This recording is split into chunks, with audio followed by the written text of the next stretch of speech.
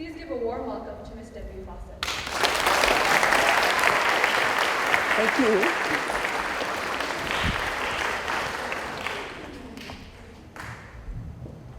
This is just great. This is remarkable and fun to be here at the foot of Diamond Head talking about the crater itself.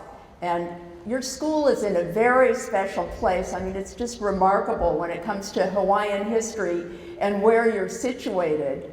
Diamond Head is Hawaii's most famous monument. Diamond Head is to Hawaii like the Sphinx of Egypt is to Egypt, central, or like the Rock of Gibraltar is to Europe, or even the Eiffel Tower is to France. Diamond Head is your sentinel. It's the guardian over La Pietra School. And I have loved your school for a long time. I first started coming here when I was 10 years old. And you're thinking, oh, there was no school here then.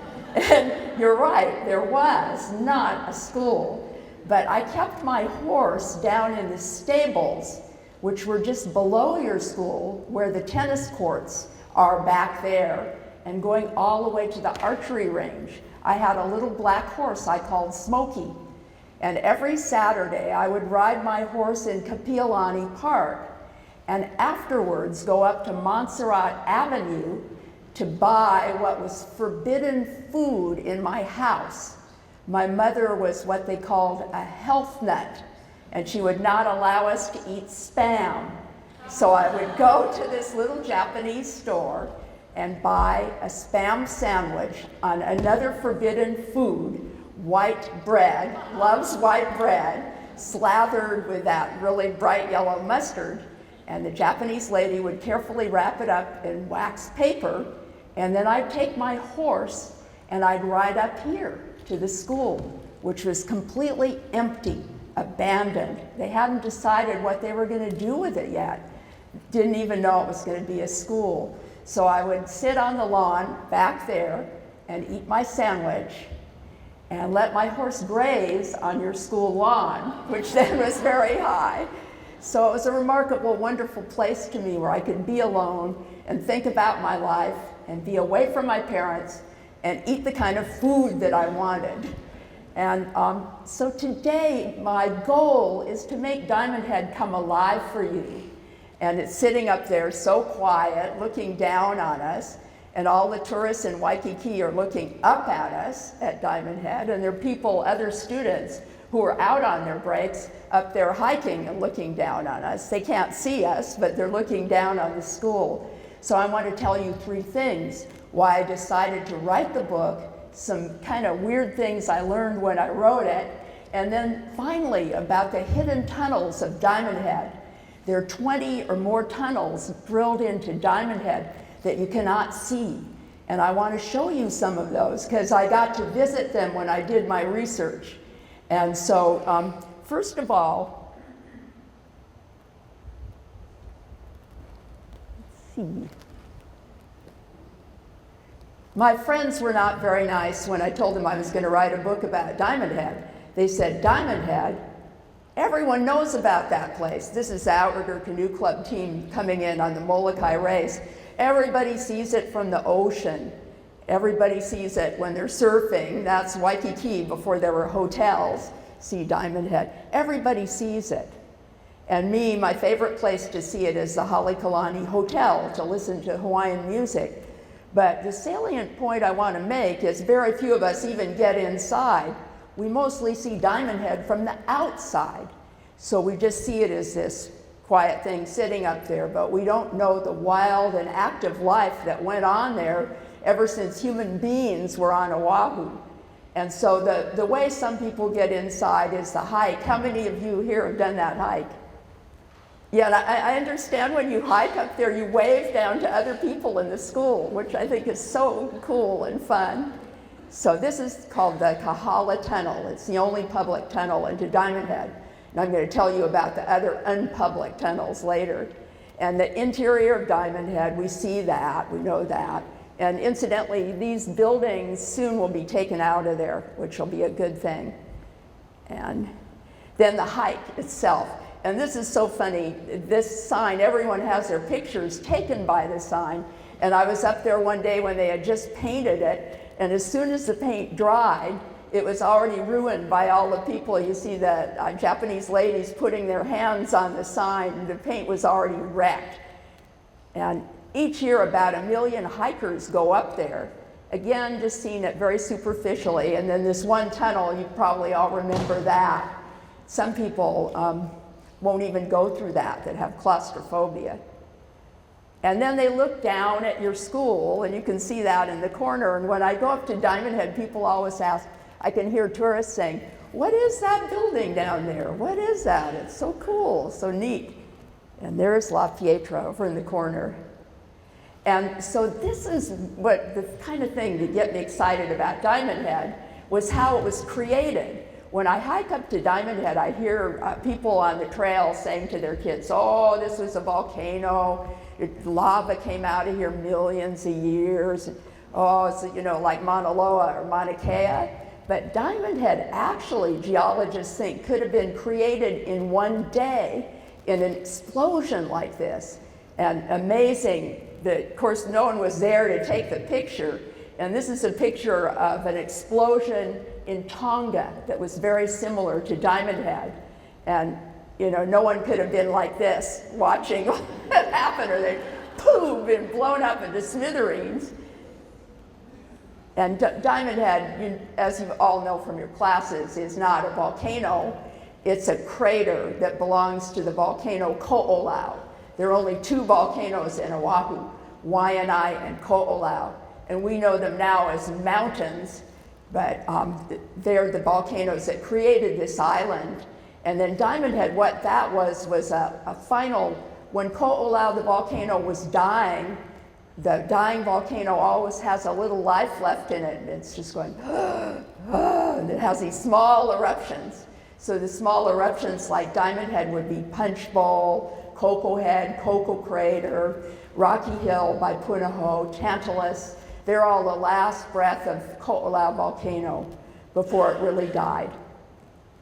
And here is what was created by that remarkable explosion. And this is the most famous. Diamond Head is they call it pyroclastic crater, broken rock crater in the world.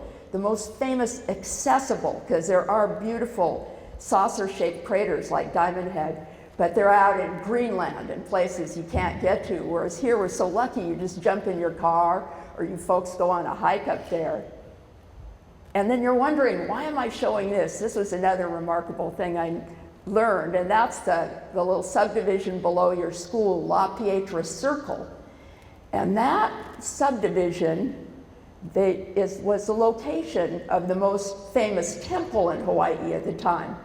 And it looked something like this. This is on the Big Island, but this is the kind of temple it was. This is called Papaenaena. And if we had to have a Vatican in Hawaii, the most big, famous church in Hawaii, to Hawaiians, when they were here, ancient Hawaiians, it would be Papaenaena that looked like this and was right below your school. In fact, Walter Dillingham is believed to have built the rock wall on the far side of your school to separate it from Papaenaena, because he knew about it, but there was no trace of it left. Liholiho owned it at the time, and when the old religion died, they took all the rocks down to the international marketplace where it is now to build a house Liholiho was making down there and to build walls. And so this is how some of that, Captain Cook, when he came, had his artists draw pictures of the human sacrifice ceremonies they had at your HEIAU here, that was formerly here. And this is another etching by an early explorer of a human sacrifice ritual. And this was done very rarely. When King Kamehameha took over the Hawaiian Islands, he executed the ruling chief right there in your area. And he also witnessed this type of ceremony that they had at Papaenaena when he was down in Tahiti. And this is, you can see the human body there, and Captain Cook standing over to the side, and his artist drew that. So This is a thing that was not taught in Hawaiian history in my school when I grew up here, and I was so fascinated to learn about when I started researching the book. And it's so, there have been archaeological surveys, but they have not found, when they built La Pietra, the apartments down there, they did a survey, but they never found even a rock of Papa Ena, and they think it's because they didn't have enough time or money. No one wanted to spend a ton of money. And of course, the developer didn't want them to find anything because that would change his whole plan. And then this is something that, this is a very old picture. This is from 1895, and I got it at the Archives of Hawaii. And this is about a shooting battle that went on Diamond Head, and I'm sure some shots were fired right where this school is. And what it was, the Hawaiian Robert Wilcox was making a last-ditch effort to save the kingdom, to get the queen back on the throne. She was already taken off, and they wanted to restore her monarchy. So these are people at Iolani Palace watching this battle. The light's not too good, but you can see Diamond Head far in the distance, and they're the provisional government. And their soldiers are shooting at the Hawaiians who are on Diamond Head. And these were cannons down in Kapiolani Park, and 5 people got killed in Diamond Head. And Wilcox escaped, the Hawaiian man Wilcox, but he was later captured. But there were also cannon shooting at Diamond Head from a tugboat out at sea. And these are later the American military troops who came in and were bivouacked down here at Diamond Head. And my own interest in Diamond Head is, I grew up always living beside Diamond Head, and this is my house now.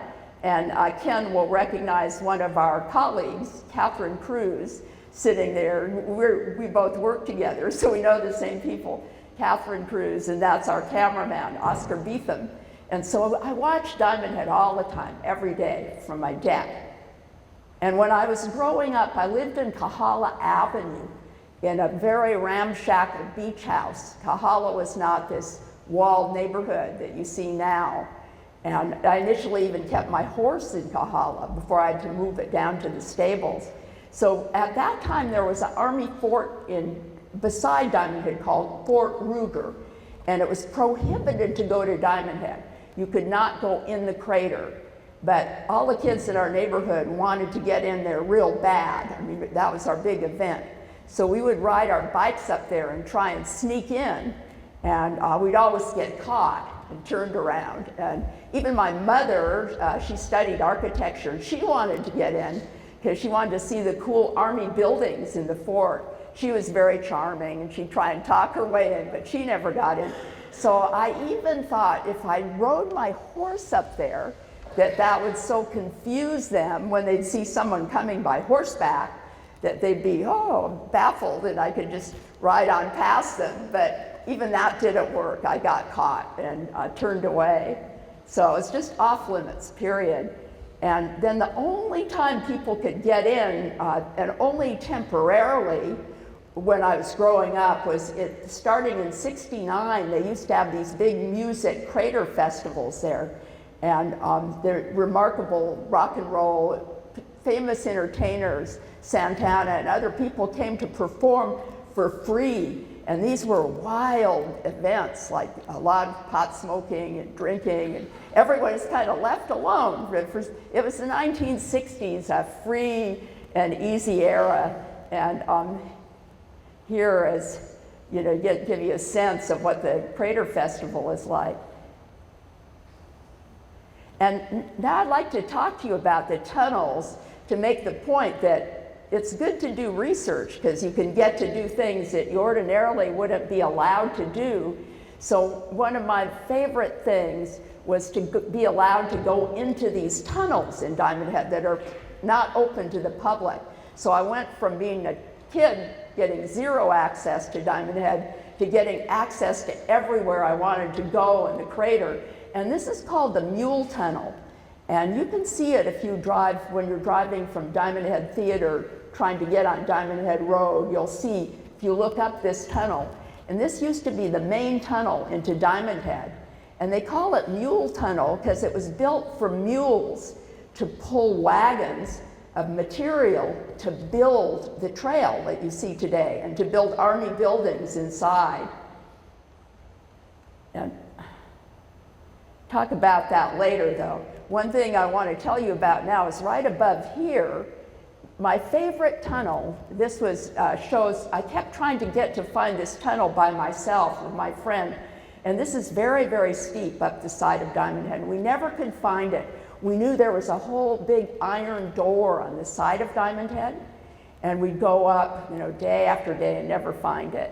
And so finally I got this man on the left who's a retired government official who knows everything about Diamond Head and knew exactly where the tunnel was. His name is Clyde Hosokawa, and that's his sidekick, Milton Ho. And they agreed to take my friend and I up there. And this is the door to the tunnel. It's very steep. It took us a long time.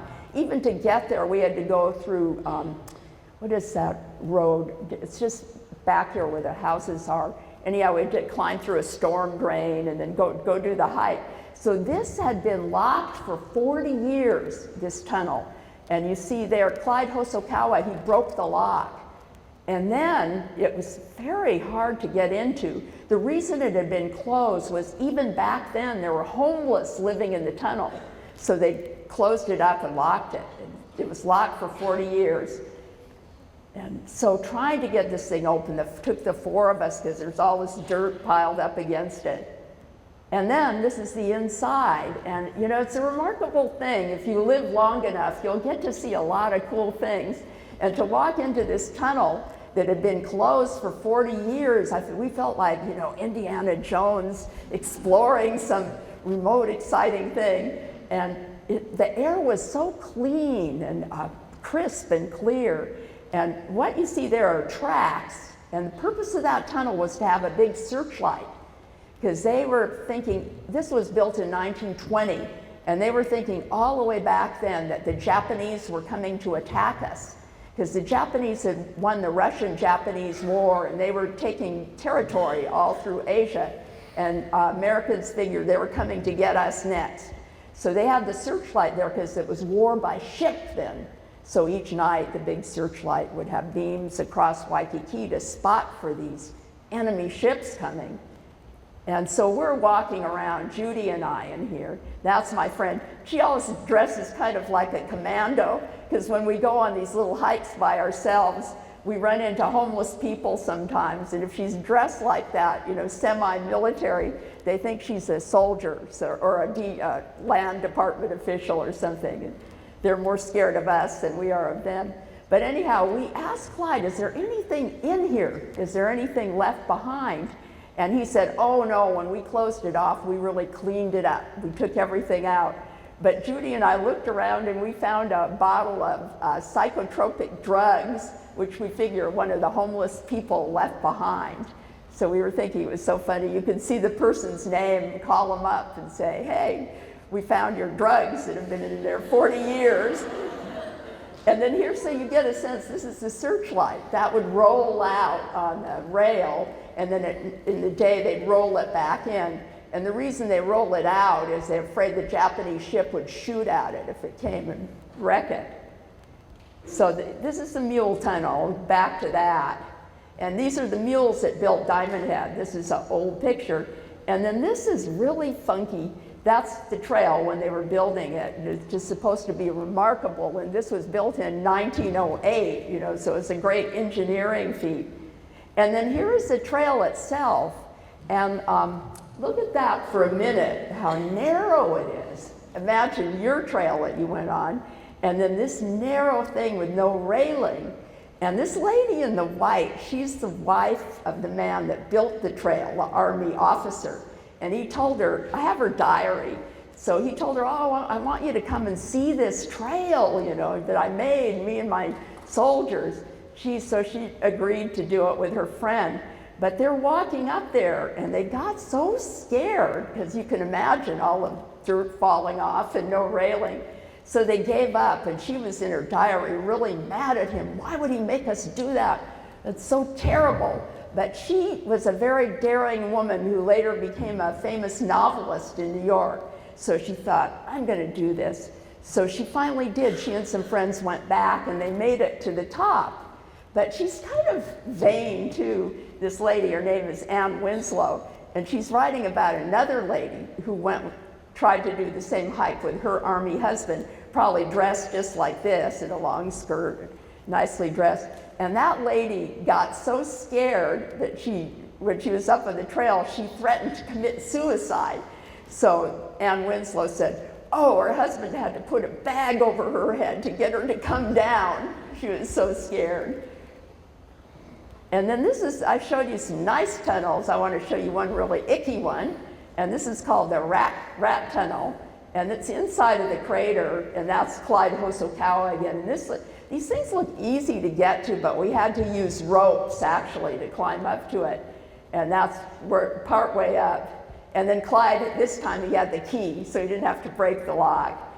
And then this is called a rat tunnel because there had been rat experiments there in the 1960s. A UH professor brought a bunch of lab rats in there to study, I think, sound deprivation. But we go inside, we're very happy, and we made it up into this. But then really real rats were in there. So that was like, let me out of here. And then here's the other really disgusting thing, the toilet. Because all these tunnels have toilets in them because people actually lived in them. And the final, this is the one I like very much. There are 8 tunnels on the side of Diamond Head. You can see them from the outside when you drive into the crater. And they're called M tunnels, and M is for ammunition, M. And this one inside has a whole switchboard, which was for the phone for Diamond Head, Fort Ruger. They kept it inside the tunnel because they didn't want it to get wrecked if there was a war and someone was shooting at Diamond Head. And this old-fashioned kind of switchboard where you use wires to connect to your party. And then finally, I want to tell you, when you write a book about history, you want to do something new that no one else has done. You don't want to just write history like in every book. So this is my neighborhood. This is an old picture. And do you know Papu Circle, or where Doris Duke's house is? You know that above Shangri-La? Well, this is just above there. And this now is a luxurious neighborhood. And with very nice houses. But then that was part of the Fort Ruger Fort. And there were 2 big cannons up there, again to shoot at Japanese ships. And it was sort of silly because in the end, when the Japanese came, they didn't come by ship, they came by air. And these kind of guns can't shoot airplanes.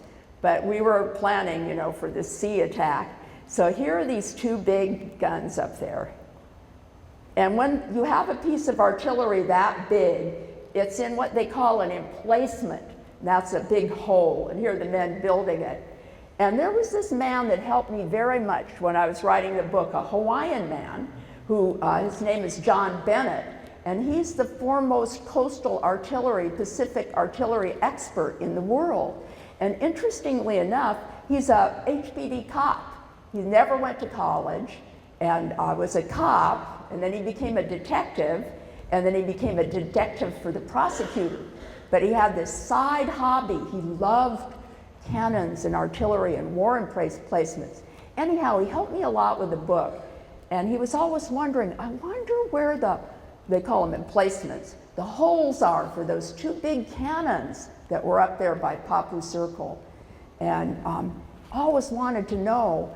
And I live right by there, and I thought, gosh, to pay him back, he's an elegant Hawaiian man. He's not going to go knocking on doors at Papu Circle and say, hey, you have a hole in your backyard? But Ken and I, doing news, we're used to asking people, walking up to strangers and asking them really hard questions and covering murders and things like that. So I don't like doing it, but I'm not too scared to knock on doors. So I thought, well, I could pay back John Bennett by finding out where these emplacements were. So I want to show you again these are where the emplacements would be. That's Black Point is over to the left, and you can see Shangri-La being built to the right. and there's where the guns were. So I started calling around and knocking on doors in my neighborhood, and I did make my own historical discovery. Here is where one of the emplacements was. It's a swimming pool in someone's backyard. So it's kind of an odd-shaped swimming pool. And when I took the picture, they were repairing it.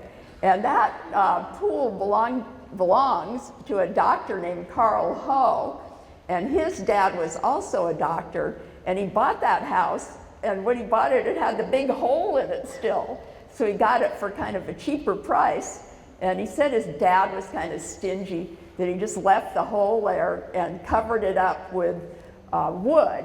And then he'd make the kids, whenever it would rain, Carl and his brother had to go down inside the hole and pull out all the leaves and water.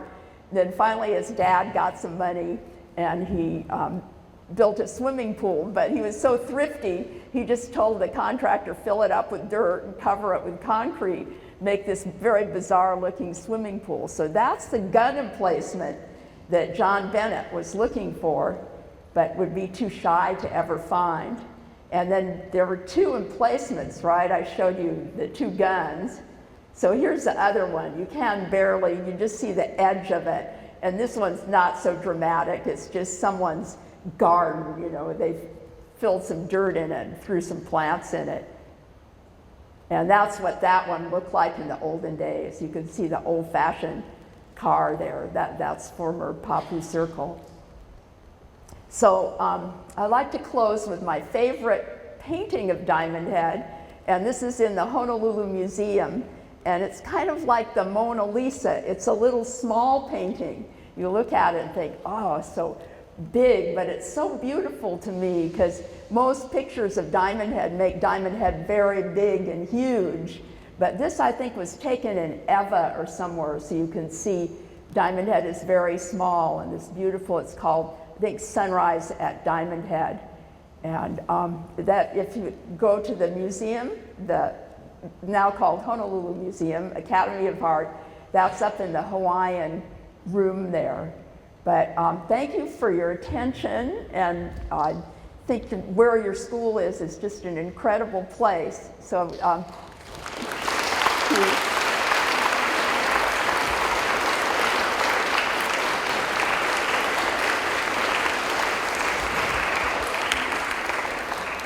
and then, you know, this is traditionally a time to ask questions, but I don't know if any of you, you're right here beside Diamond Head, if any of you have seen any ghosts here or anything of the past that's interesting like that, or heard stories, I would love to hear them.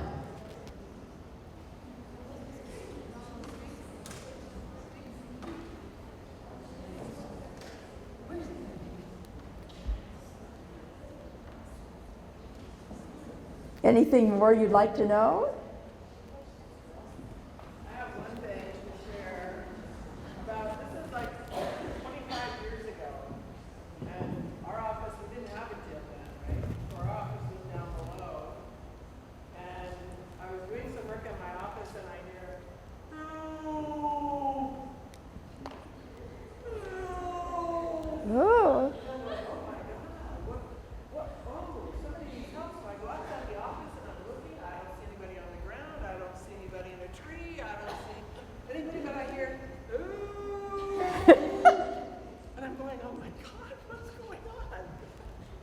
So we called 911, and sure enough, somebody was going the wrong way into Diamond Head and fallen and broken his leg.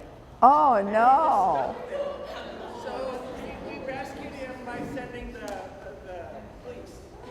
So this was back there?